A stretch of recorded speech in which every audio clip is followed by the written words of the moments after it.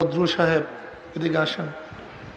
এই আপনাদের এলাকার সন্তান, আপনারা তো চিনেন, সে হাফেজ, মাওলানা, অনেক শিক্ষিত এবং কলরাবের আলহামদুলিল্লাহ বর্তমান সভাপতির দায়িত্ব পালন করতেছে। অনেক আদর্শবান ছেলে। আমি বিশ্বাস করি বদরুল শব্দের অর্থ কি? চন্দ্র, 14 তারিখের চন্দ্র। আমি মনে করি এই বদর, এই আপনাদের চন্দ্র যদি আপনাদের এলাকা থেকে উদিত হয়, সংসদে যায়, তাই ইনশাল্লাহ আশা করি আপনাদের এলাকা আলোকিত হবে ইনশাআল্লাহ। বাবা, ও যুবক বাবারা, জীবনভর বহুত মার্কায় বহুত মানুষকে ভোট দিয়েছেন।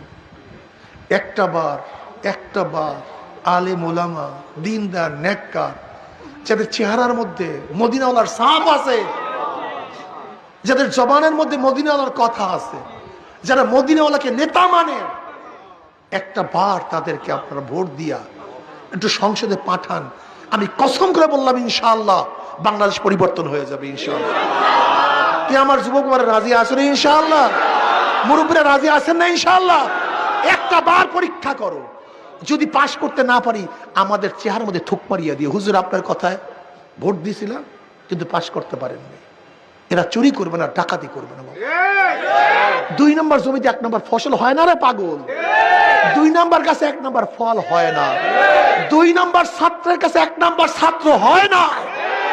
2 নম্বর নেতার কাছে দেশ 1 নম্বর হবে না, হবে না, হবে না।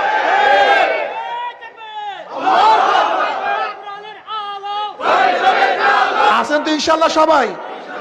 আল্লাহ কবুল করুক। সবাই থাকবে, ওদের জন্য দোয়া করেন, খাস